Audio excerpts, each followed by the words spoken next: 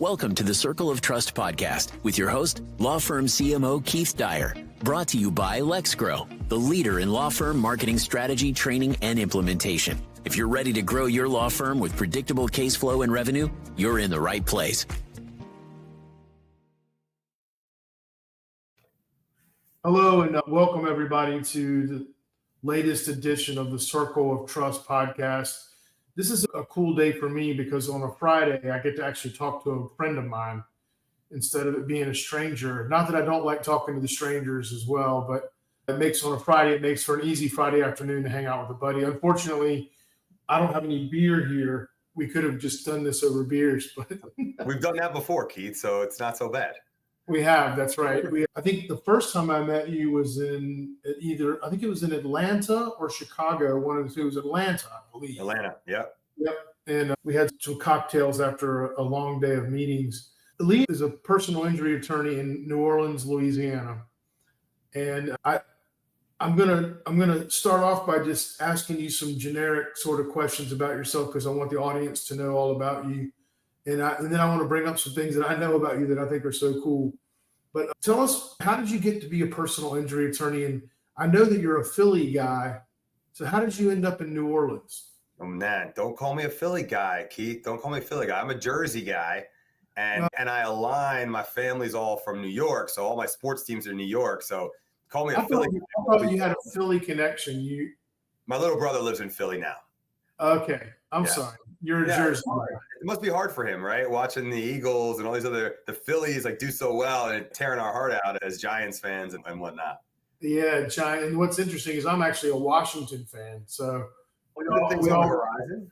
Yeah, we all reside in the same conference, right? Yep, that's it. Yeah. So how did I get here? Yeah. As a New Jersey guy, how did you get down to New Orleans? Sure. I came to Tulane. Day before Hurricane Katrina was my first day of freshman orientation. I came here because a good buddy of mine, one of my best friends growing up, his parents had met here. His older brother had gone here. He didn't have the grades to get in. And then one day I randomly got an application in the mail and said, oh, I've heard about this school from my buddy. I should apply. It was a free application. I said, what's it going to take me? A couple hours, an hour to fill it out? Might as well do it. Got in, got a scholarship. My dad said to me, look, this scholarship puts it on par with some other schools you were going to entertain in the area, in the Northeast. Now we can go take a look. Came down, fell in love with it, decided. Tulane is a cool school. It's got a great football program. It's got a nice athletics program. Really nice campus in the city. Small-ish school, but big enough to not see the same kids in every class and at every building. It's about 8,000, gets about 10 when you talk about grad students. Yeah, and it's a brand name too, which is cool. Yeah, one of the things that I found really neat about it is it's really about the network, right? You can learn, the education you get at a lot of these schools is comparable, but who you meet, where they're from. I can go to any city in this country and I probably know somebody from Tulane Law School. So it's really neat. And then I've gone places because of that. I've been to Chicago several times. I got good buddies in Miami, friends in California, where you might say, I'm going to go here once. But when you go and you have friends, you can make it a thing over time. Sure. It's a national brand school, even though it's not huge and it's not a football powerhouse necessarily. You guys have had some good years recently in football. Yeah. Really good. I know that because my school is in the same conference. I went to ECU, so you guys have whooped up on us a couple times in the past few years, and we've played you guys consistently for a couple of decades. And what's changed, Keith? Our sports, baseball was always good. Basketball's improving. Football's improving. So there's an affinity for the school, maybe in that capacity. But we're not SEC schools akin to ECU versus a Duke or a North Carolina. The sports affinity isn't where people gravitate. But I think that when you leave New Orleans, if you loved it, which most people do, that's the connection. So you might find somebody, let's say you're in finance and you go interview with somebody at a big bank and they're like, oh, you went to Tulane. I went to Tulane, but all you do is talk about New Orleans, not about Tulane. And then people feel like, hey, you got out of there and you survived New Orleans and then you thrived and you're a competent adult. There's probably something about you that says you've got an edge that will take you places. So for sure. I get what you mean by that. I understand exactly what you're saying. Yeah, it takes a bit to come out of here and stay above float because a lot of people get swallowed up by all the fun and the debauchery. Yeah, the first time I ever went to New Orleans was for a PELMA conference, and I did not like it. And then the next time I went back, I liked it a little bit more. And then the third time I was like, okay, I get it. Like, I get why this is a cool place to come. And it really, for me, the food is awesome, but I also love the ability to just dip into somewhere and listen to some great music. I love the Cigar Box Guitar Festival that they have. That's pretty cool. So, Keith, I have two young kids. Two little girls. One's about to be 6. One's about to be 3. I took them my wife's out of town for work. I took them to a coffee shop we liked this morning for breakfast before I took them both to camp. And some guy walks in and I look at him because I'm facing the door and he looks at me. I look at him. We just smile. He says hello. I say hello. And my oldest one's like, do you know him? I was like, no, I don't know him. But that's one of the coolest things about New Orleans is like people just say hello to each other on the street. And there's an element of we work to live and not the other way around, and really enjoying life living in this city and in businesses like ours, right? Pretty high intensity, high stress, to be in a place where at some point work stops because it's Jazz Fest or it's Mardi Gras or it's a Saints game. Like it does, things slow down because the city focuses on life. It's pretty awesome in that capacity. And so that I'm really thankful for, and like why I really chose to stay here after finishing school. Yeah, it's a fun place to be. It's always got some kind of a party going on somewhere or something. And I enjoy that. Cool. So what made you decide to become a personal injury attorney? So I say this and I'm nothing negative to my peers, but I came out of law school, right? I did what I think most law students do, right? They either want to save the world and they want to go into public interest, maybe do some criminal type work, or they want to get a big law job, a good, high paying, big law job. I didn't want to save the world in many respects. I wanted to get a job that was going to pay me and teach me to be a lawyer. I didn't have the grades to go be a top 10%, top 5% law review student and get a white shoe job. But I got a job at a litigation firm, with a transplant like me from the Northeast, guys from the Bronx. Somebody recommended me to him. We interviewed. We really took a shine to one another, and he offered me my first opportunity. And that work was a hybrid job. It was a lot of insurance defense or corporate defense on tort claims, injury type claims. And there were some sprinklings of employment, plaintiff side employment, and plaintiff side injury work. And I always liked the ability to make an impact on the person you're working for, right? You know, you work for an insurance company, which I did for a dozen years, and you do a great job. What do you get? An attaboy? Maybe you get to get more pie for winning the pie eating contest, right? Another couple of cases, which is great. But also the people that you're working for, what's the strategy? You want to take a person that might be legitimately injured by the thing that your insured did, and you need to try to minimize that as much as possible.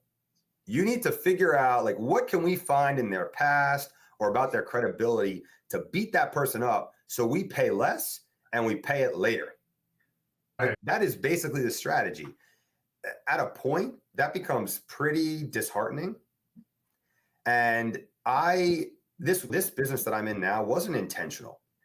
It started because I helped the woman who started cleaning she was the assistant cleaning lady at the condo my wife and I bought as the first house as a couple. And I've been helping Miss Daisy. Now she's been cleaning my house and we've been friends for over a decade. She was renting a house with her family. I know her kids. I know her husband. Like, they're lovely people. And the landlord was just giving her all sorts of grief, claiming that she left the house in disarray. I said, there is absolutely no way this is true. So I looked at her lease. I saw what they were doing. I said, I think I can create enough leverage here to get this guy off your back. So she gets this nasty letter from the landlord, from a lawyer. I go to the lawyer's office. I say, look, this is what's going to happen. If you don't leave this lady alone, I'm going to leave here and my assistant's going to file a lawsuit against your landlord, your client, and I'm going to be demanding all this stuff, and I'm getting my attorney's fees. And the guy says, look, I don't have the authority to do that. I'm like, you can't get the authority right now, and I leave this room. Like, the first thing that's going to happen is my phone call to my assistant, and it's going to get filed. And he didn't have the authority. So I literally walked out the door, picked up my cell phone, called my assistant, and said, the lawsuit that I filed, I had prepared, ready to file it. The next morning, I get a call from the landlord himself. What can we do to stop all of this? What can we do? I said, I told your lawyer what we could do. Just leave the lady alone. And that was it. So he left her alone. I did all that, of course, at no cost to Daisy. Right. And she said, how can I repay you? I said, when your friends getting little fender benders, have them call me. I can help them. I've been helping people on the other side. I'd already started doing some employment work by referral on the plaintiff side. Let me help them. And referral begets referral. You start telling people what you're doing. The guys that used to cut my hair were great referral sources, because what do you tell your barber other than the gripes and complaints and things going on in your life? And so they would hear people's problems and they would say, hey, you should call Lee. And Daisy and her friends would call Lee. And then all of a sudden, the phone calls to Lee became this small book of plaintiff PI work. I took that from one firm to another. That firm had a package where it was basically like, do your defense work and you get this bonus. And if you bring anything on the plaintiff side, you'll get a separate bonus. They never envisioned it to be what I ended up making it, which was a whole book of plaintiff work. And by the time I left, I generated more in fees on the plaintiff side than I did on the defense. It was close, but it was more on the plaintiff side. And they said to me, Lee, we didn't think anybody would do this, and we're very proud of you, but we can't have it. We've got to focus on defense. We're going to limit the plaintiff cases you can bring in, and we're going to change the financial structure. And I said, fuck if you're doing A and fuck if you're doing B. Like, we ain't doing it. And as soon as they said that to me, I was going on vacation 3 days later. That entire vacation in Mexico, I spent on the phone with lawyers and law firms that I knew saying, what do I do to start my own firm? And people were super kind with information, with contacts. They offered me to co-counsel on things. They offered me office space, and just they were generous with what they had. And that was it. And I launched my firm basically 2 months later, June 1 of 2023. So we just made 2 years. And we're blowing and going. We're just adding employee number 12. So we got another lawyer starting in the fall. We are an international group. I got a lawyer in Texas. I got a guy starting here with me that'll put us at 3. I've got a couple staff in my office right here. I've got folks in Central and South America, one in the Philippines. So we're doing all the things. I love it. That's awesome, man. And yeah. 2 years in, congratulations on that kind of growth. Thanks. I think that you're a natural when it comes to getting the referrals and all those kinds of things. And I also think that you're a natural when it comes to the marketing. So let's shift a little bit of our conversation over to that. Sure. In this first couple of years that you've been at this, what have been some of the frustrations you've had with marketing? Like right off, like what has given you like, oh, this is not as easy as I thought it was going to be feeling. Tell me a little bit about that. I think the easiest thing to say, and it's one of the things that everybody probably knows, but inherently you don't want to believe it, is that there's a lot of charlatans in the industry. And so you hope that if a vendor says, I can do this and I can deliver that, and this is how it works, that working with them, they're going to deliver those results. And it's not always that way. And you know, what I've said to folks, and I think it's the most important thing you can do, is tell me what it's going to take to be effective. Don't tell me you'll do it for this, and then I negotiate it down, and then it doesn't work.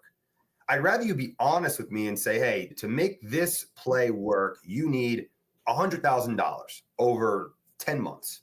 Okay. Yeah. If I can swallow a $10,000 a month nut, we can dance.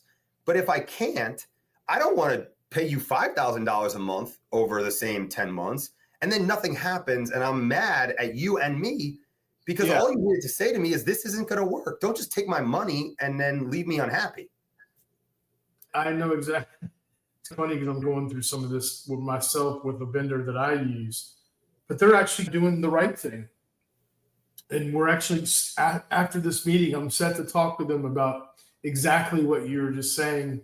But it's in a good way. And I won't go into that any further. But one of the things I loved about what you were doing is, first of all, I love your slogan, "Get Rude." That is so awesome. People don't realize that kind of stuff is so much more valuable than a lot of lawyers I've seen, a lot of attorneys and law firms, they get very conservative. They don't want to be seen as this, and they don't want to be seen as that.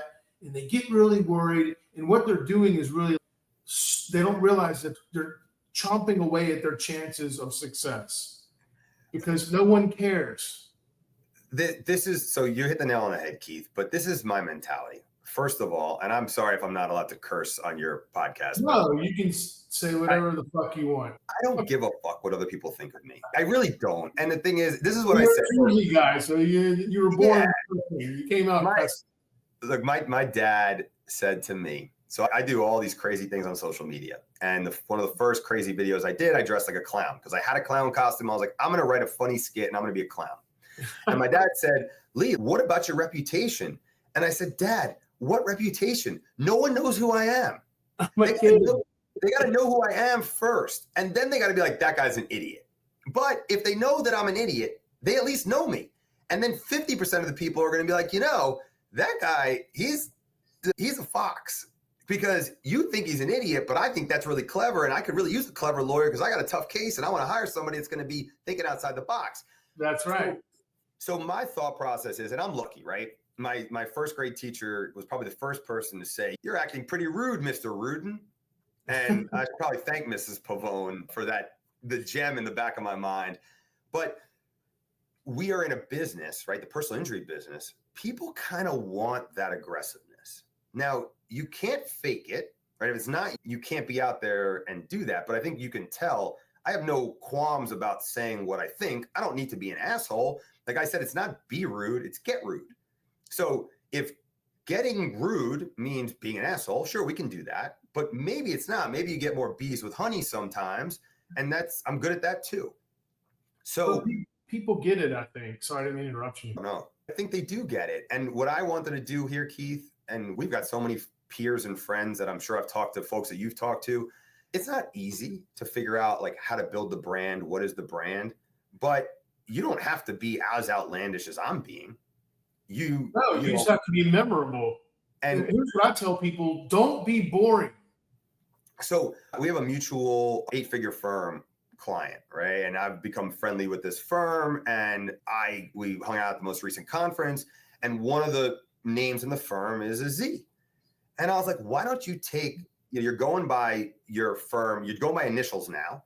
Why don't you take that Z and make it like Zorro style? So you've got this like cool design where people at least are going to see it and be like, oh, that's cool. Like I would wear that big Z with the other initials tied into it. And maybe you have a cool graphic going on with it. Yeah, just do something cool with it, because if you're going to be boring, like you see my shirt, right? I sponsor the local pro wrestling promotion. No, we talked about this. That was another thing I want to talk about. Yeah, we'll get there. But my mentality is, if I have every shirt says Rudin Law across the front, like my mom will wear it. My brother might wear it. He's like, dude, I don't need any more of your Rudin Law shirts. But the people that love you are going to wear it. But everyone else is going to be like, great, I'll have another dish rag down the road. But if you give them something cool that they're going to want to wear, and it happens to have your brand on it in some cagey way, then now you just have a brand out there, and people might be like, oh, where'd you get that shirt? I'm like, oh, it's from some lawyer. Oh, who's the lawyer? Okay, now you're starting to go into the social consciousness, not because you're the lawyer, but because you have cool merch. And then when they're thinking, oh, I got into a wreck, who should I call? Oh, I know that lawyer with the cool merch. Maybe I should call him. I don't know. Maybe it'll work. Yeah. And cool merch is great because people wear it all the time. And like you said, I'll wear it wherever. I try to get my guy here in Wilmington, Clark. Yeah, no, Clark. I get him we're working on a new logo. And I'm like, let's make a logo that looks cool on a Richardson hat, because we can make those and send them off for the client journey or whatever, whenever somebody comes on board, and people wear it around town and they'll start seeing it because it's cool. And then they'll like, oh, that's that law firm. And you get like this viral thing that goes on from it that nobody even can put their finger on it, really. If you want to be cute about it and you want to save a couple bucks on scale, I get these hats. They're called Decky hats, DECKY. They look just like the Richardson. They're really nice quality. Okay. And I get another version of them that's like more, it's not a Decky, but it's like an athletic fit that looks like that. There's two companies. Right now I'm using ArcLight Wholesale, so ARC Light Wholesale. And I'm using a company, I believe it's called Foremost Hats. And I'm buying the blanks. And then I go get patches made. Either if you want like the, what do they call them? PVC patches. If you want to get, I have just like your standard, like embroidered patches. Yeah. And I have somebody locally will sew them on for me. And so what I do is that way I don't have to buy the same 24 of one color hat. I can buy 10 of a color, 10 of a color, 10 of a color. And I just put the patch on them. People walk in. I'm like, oh, you want a hat? Cool. What color do you want? Yeah. And that's it. Love it. If you're going to wear it, I'll give it to you.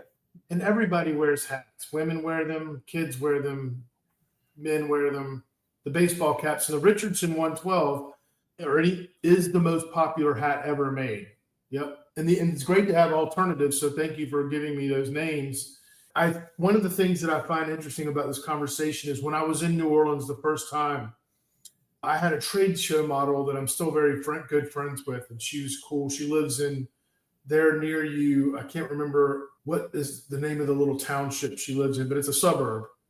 And she's not, have you ever seen those Juan LaFonta commercials? She goes, I just hate those. And I was like, I've never even heard of them, but now you got my interest piqued. So I go to my computer. We're sitting there in the trade show room, and I'm like, yep. I pull this thing up, and it was like, Juan LaFonta. And it's Big Frida. Big Frida, yep. And it's this bounce commercial. And then at the end, that's how you make a commercial bounce or something like that. And everybody around me were all like there were vendors for personal injury firms, but they're all like super white collar, shaking hand. They're like, oh, that's the worst thing I've ever seen in my life. That's so terrible. I'm like, do you think that you're his target client? He doesn't give two shits about what you think. He's targeting the people that are sitting there late night that their son or their friend is in jail and they need someone to come get them out. You're 100% right, Keith. This is what I say to people. And this is why like the Get Rude brand works, why I think being a little outrageous works, is because if you're white collar, maybe educated, you're in a network where you probably know a lawyer. Maybe you know a couple lawyers, or you know somebody that knows a lawyer. And so you're going to pick up the phone and you're going to get a referral. You're not going to hire the lawyer that's advertising on TV, on billboards, on radio, or on the internet. Like that's just not who you are. So you're not the target audience. And when you take that perspective and say, okay, if it's not me, who is the audience? What are they looking for? And you tailor your marketing to that in whatever style you think is your style, that's how you're going to make inroads. Yeah. And you brought up a point earlier. You're talking about lawyers that take themselves too seriously. Yeah, we do a lot of great things as injury lawyers, like a lot of great things for great people. Absolutely. But I know what people think of me. I know what the characterization is. It sucks that they think of you that way because you actually serve them versus the other way, versus the insurance company. That's right. But that's what happens when you have the insurance lobby claiming, oh, we should do tort reform and these trial lawyers, these ambulance chasers. Wait a minute. Every time there is an opportunity, every time there's a verdict that shows, I don't know, 8 figures, 9 figures, whatever, 10 figures, these insane verdicts. I guarantee you go look at the adjuster notes and the litigation notes, and you find all these opportunities where that case could have gotten resolved for a more reasonable number. And somebody out there said, no, that's it. Not in our best interest. Or we don't want to pay them that, or they're full of shit. And then all of a sudden, a jury's like, wait a minute, they're not full of shit. And this insurance company and the people that work for them did them wrong. And that's when you get the away verdicts. Because people are mad. And they're purposely trying not to pay anything at all, or as little as they possibly can. Keith, when I explain to somebody, because a lot of what I like to do with a client is I want to educate them, because maybe we'll get you a good result, but really this result, it's not what it's all about. Let's get this case resolved. Let's put you in a better position as you leave here. A lot of the auto clients, make sure you go put uninsured motorist coverage on your vehicle, because in this state and in this city, people drive around with no insurance or too low insurance, and God forbid you get hurt. That's what insurance is for. And then I have these conversations with people and I said, do you know what an insurance company is? It's an investment company. They take your money, they sit on it, it grows. That's how they make their money. The idea is not to pay you out. And so when you think about it that way, you realize like all the things they're doing, it's a feature, not a bug of the company. Yeah. And I was a defense lawyer for a long time. I'm cool with tort reform. Like, you show me when we pass all these laws. North Carolina has some tough ones. Florida just got their butt kicked. Georgia, they just passed some in Louisiana that aren't great for consumers, but they're claiming to be.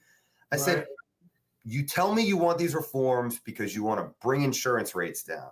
I'm all for it. Dollar for dollar. Every time you cut it back, put it on the consumer. I'm a consumer. I want my rates down. But I know what's going to happen. You're still going to get multi-million, billion-dollar profits for insurance companies, and people are still going to be holding the short end of the stick. Yeah, they will be. And the bad guys are not the lawyers. The ambulance chasers, and I hate to even use that term, but they're not the bad guys. The bad guys are the insurance companies. You need the lawyers when something happens to you to represent you, to take care of you, especially if you've been in a very serious injury or something that's lifelong that you've got to deal with. When I have it mocked up, I just haven't pulled the trigger on it. When I make my ambulance chaser hats and shirts, I'll make sure to send one to you for Clark and anybody else, because wear it with pride. But I don't wait for the ambulance. I don't chase the ambulance. I wait for them to stop outside the ER and then I grab them. Yeah, that's awesome. I love it. That's it. Those Mike Morse commercials are funny where he drops his wallet. It's funny. He did it, right? I did one and then I had never seen his. And then I saw his like come up because I guess it was an anniversary of it and he posted about it. And I'm like, it's a great commercial. Yeah, he does a great job with his commercials overall. Yeah. Tell us a little bit about Rudimania. Sure. I just watched, it's funny, I've just been watching the Netflix specials on Vince McMahon. Vince McMahon is the most famous and successful graduate of ECU. I didn't know that, but now I know. He went there. Sandra Bullock did, a few others, but he's the one he's the only billionaire, I think, that ever went to school there. It's crazy.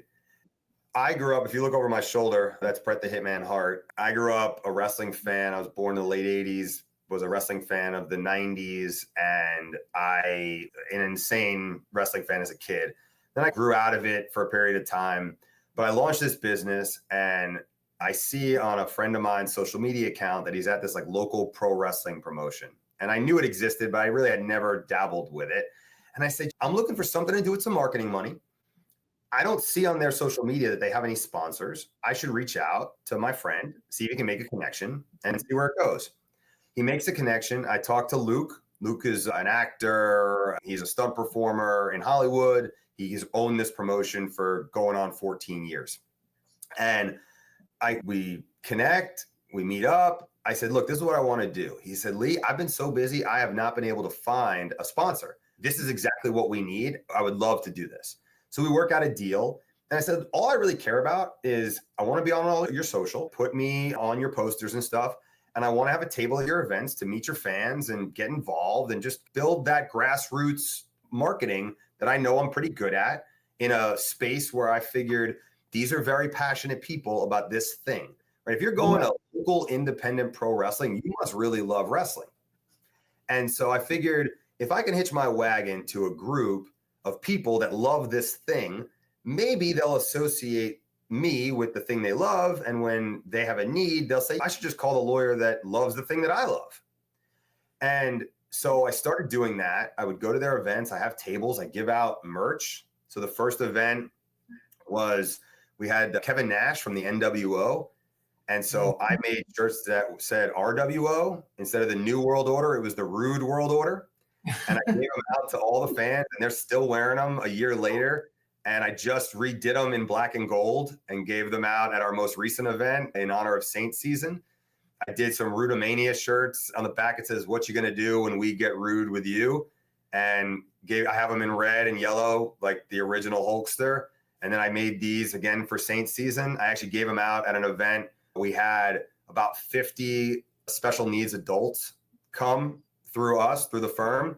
And they asked one of the clients of mine who set it up, said, hey, can we get some shirts? And I said, I'm going to make them special shirts. So I made these for them, and they were all wearing them, and it was really awesome to have them. And we're going to try to get them to come back to the events because they love it. But I hooked up with this wrestling group, and then about 3 or 4 months in, they said, hey, do you want to be our on-screen general manager? Like, the guy that is our referee, and we'd like you to be the general manager. I said, this is like a childhood dream come true. Of course I'll be your general manager in your wrestling promotion. That's awesome. Yeah. But it's taken the sponsorship to another level, because now, like, I get to go in the ring, I do promos with the wrestlers. So there's a different connection with the fans. And really, that's what marketing is, right? You want to connect with people in however you can, know and trust. Now they know me, they like me from being around, and they trust me because I'm, first of all, attached to their favorite thing. I'm this general manager. I'm at the events. I've already gotten cases from it where it's working. Good. I love that. I was just thinking, what is that slogan that is in New Orleans? Who dat? Who dat? Yeah, you could do Rude dat. Hey, you know what? I like it. So what we do a lot, down here, they take an O, right? So a go, and they put EAUX, because that also makes the O sound. Oh, yeah. So what I'm going to do, I'll probably, for the fall, for football season, I got to run some shirts that say Go Tigers, Go Roll Wave, Who Dat, do it all in the thematic colors of the respective sports teams, Tulane, LSU, the Saints, and then put some of my stuff on it too. Yeah, you could do Who Dat, Rude Dat. Just a thought. So I have shirts coming out that look like those, like garbage bags, or shopping bags that say thank you a million times over. Yeah. So I have shirts that say Who Dat, and then in the middle it says Get Rude, and then Who Dat, but they're all like black, white, and gold. They're really crisp looking. And I figured people are going to love it. They're going to wear them to the Saints games. They'll be out on the town. It's marketing. I love it. Yeah, and you're doing a nice grassroots thing. What I love about what you're doing is that you enjoy it. And so that's what gives it the chance that it's going to be even more successful. Most lawyers or law firms are not like you. They don't have that same. That's what's going to make you really successful, I think. Not that you wouldn't be successful anyway, but that's going to really be a benefit to you. Tell us where you see the firm in 5 years, 10 years. What is your ultimate goal with this thing? So you got to understand, Keith, I didn't ask for this. Right. I didn't have a dream of starting my own firm. In fact, if you talk to me in March of 2023, I don't even know this is going to happen, but it did. And I'm one of those like roll with the punches guys and see where it goes. So do I have a plan per se? No, I didn't have a plan for the firm to be in existence, much less as successful as we are. I really do want to keep helping people. Like, I love that part of what we do, because you can make an impact. Somebody that doesn't have a lot, when you hand them that injury check and you can make their day, week, month, or year, that's pretty awesome. But I'll tell you, and I've said this to folks, and not that I want to speak too highly of myself, but I think this brand can really take off. I think it could be a national brand because it's really easy to remember. I think it fits the model, right? So I trademarked Stop Being Polite. I trademarked Get Rude. I've got getrude.com. I've got an 800 number, 833-GET-RUDE. I've got all the Get Rude social handles. Like, I think that brand alone can go national, a la your Top Dogs and some of these other big firms, because they work because they're recognizable. Mm-hmm. And I don't think Morgan & Morgan works the same way if it's not Morgan and they just don't dump a ton of power behind their marketing. If it's Morgan & Smith, does it have the same ring? And if it doesn't have $100 billion of funding, does it have the same ring? I don't know. I don't even know if it matters how much the ring is if you got $100 million. That's the other thing. So and you said the marketing. I love it. Because I find it's a puzzle, and you can put the puzzle pieces together. And once you see the puzzle, and which lever do I pull? How do I do this? And if you figure that out, then it's just a matter of how can I create the leverage to do what you're saying? If someone gave you endless pools of money, you can be the biggest name on the block because you just outspend them, and then everybody knows who you are. And so I totally get that. But I think you're right about Get Rude. I think it's very memorable, and it's got it's thought-provoking because you're like, why would someone say that? Oh, wait a minute. He's talking about being rude to bad guys. He's not talking about being rude in general. If you want to get what you want in this world, sometimes you got to get rude, right? So this is so my daughter goes to one of the best public schools in town. We are a charter school system. You got to apply to get in, and I'm so proud of her for getting in. And the motto is be kind. And my wife's, oh, you want to sponsor this event? And I'm like, I'll sponsor any event that they want me to sponsor as long as I can make gear that says be kind, get rude. And when they say to me that doesn't fit like what we stand for, I'm going to say to them, wait a minute. You have young women, you have minorities, like you want people to stand up for themselves, right? You want people to not just take what this society says is okay for them, right? That's what we believe in, right? You want these kids to have a voice and be better and strive for things. Well, part of that is getting rude. Not just saying because the man says it's got to be this way that you should accept it. That's the way America is and the way that we are hoping to evolve to be better. So don't you want your kids to get up and get rude? Exactly. And the world was not changed by well-behaved people, right? That's right. That's right. I forget what the saying is, but like you said, closed mouth never gets fed.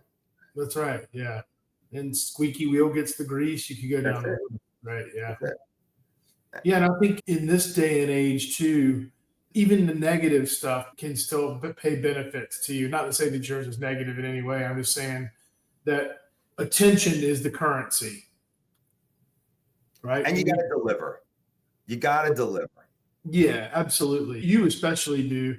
Or I think we all do in business. You've got to deliver in your product and what you're talking about. But you need to make sure people know that you exist. That's it. But I stress to my team, we're a customer service business. Now, we're not a business that we should be rude to our clients, but we're also not just the whole customer is always right. People lop off the back end of that statement. Right? It talks about the customer's always right and their taste and the things that are particular to them, but they're not allowed to treat my team like assholes, right? They're not allowed to be disrespectful to us. We're not going to be disrespectful to you, but you do pay us for a service, which is to give you advice. If you are doing the wrong thing or we think that what you want to do is the wrong way about it, we have to tell you that. Yeah. That's our obligation to you as a professional service. It's a service industry. But I hope that you want to hear my honest opinion. Brutally honest, but honest nonetheless. For sure. I get that. Yeah. Man, this has been a fascinating conversation and an enjoyable one. I like talking with you about marketing. We see the world through the same glasses. And I like that. And I think that you got a great future ahead of you, what you're doing. And I appreciate you taking your Friday afternoon and talking to us. I appreciate you having me, Keith. I love it. Hopefully next time those glasses that we're seeing in the world, there were beer glasses, but we'll do beer glasses or just very expensive glasses because we can afford them. I like it. I'll take it. Your mouth to God's ears, right? Yes, sir. Thank you so much for being our guest today. Appreciate you, Keith. Thanks for having me. Yeah, bye. Thanks for listening to the Circle of Trust powered by LexGrow. If you enjoyed today's episode, follow us and leave a review. Want to grow your law firm faster? Book a free strategy call at lexgrow.com. Until next time, keep growing, keep innovating. Let's grow with LexGrow.